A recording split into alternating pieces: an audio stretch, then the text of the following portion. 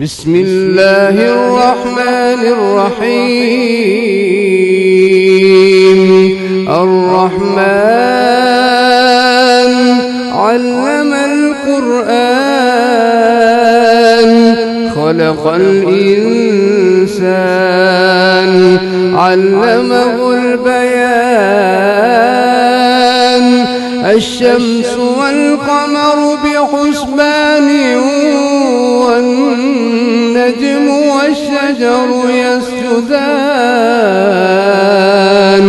والسماء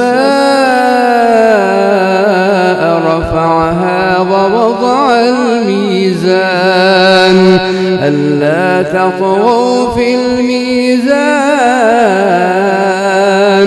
وأقيموا الوزن بالقسط ولا تخسروا الميزان.